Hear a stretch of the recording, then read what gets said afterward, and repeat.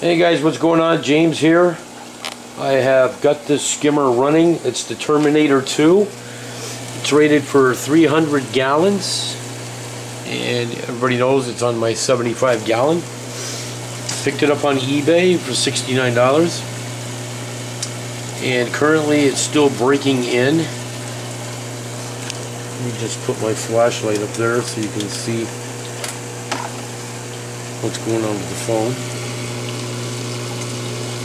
Alright, I'm going to explain to you guys exactly how this thing works, because some people are pretty confused about this, as well as I was. So, alright, it's a recirculating skimmer first off.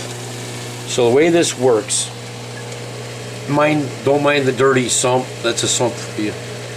But down here you've got a MaxiJet 1200, which you got to supply.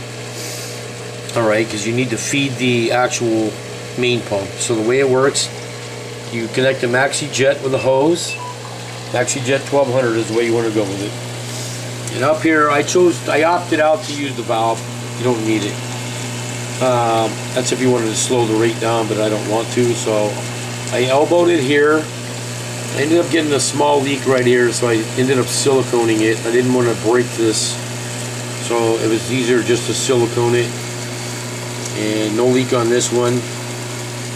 Okay, now what happens is the water gets pumped up into here, goes down into the main chamber via a tube that's inside there you got to put in, and then also down this particular tube into the union into the main motor, which is 975 GPH, or gallons per hour. That main motor is what actually drives the skimmer. It's being fed by the 1200 via pipe. Once it's fed the water, it shoots through these pipes at a high pressure, down through here, in through the Venturi. Venturi is fed with an air hose. That's how you get your bubbles in the first place.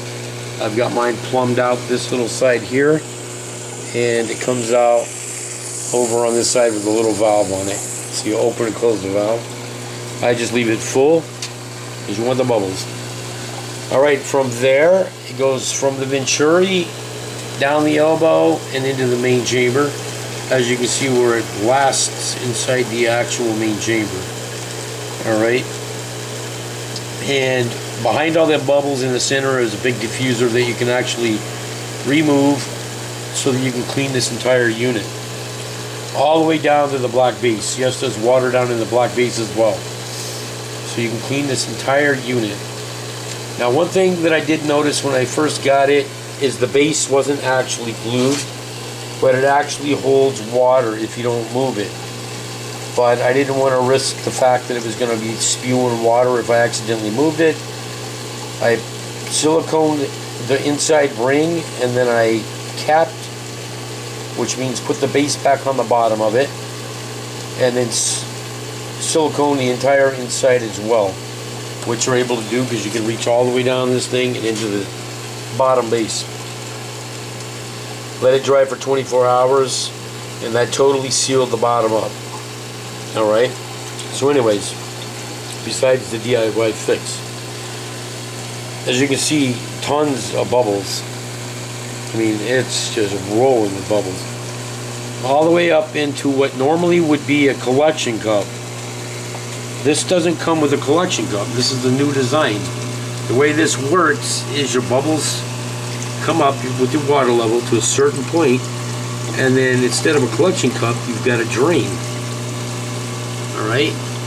That drain takes all your skim down your line, which I happen to have plumbed out, and into a bucket for now, which is a 5-gallon bucket. It's still not skimming, so that's what it is at the moment. But it will be hard plumbed.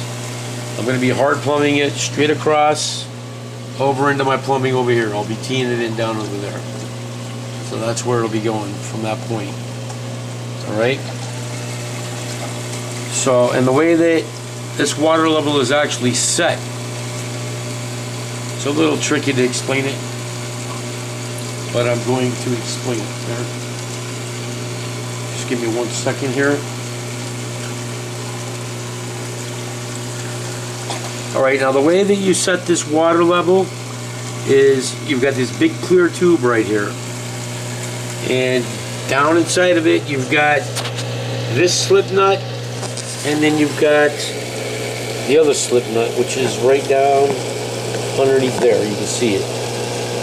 Now what you would do to raise your water level is you would loosen this slip nut right here, and that clear tube, which happens to be the entire unit right here, you slide it up. So in other words, this entire unit is going to slide up. That's going to take this level right here where it's draining out and raise it. And once you do that, that's going to cause this water level to raise up the chamber.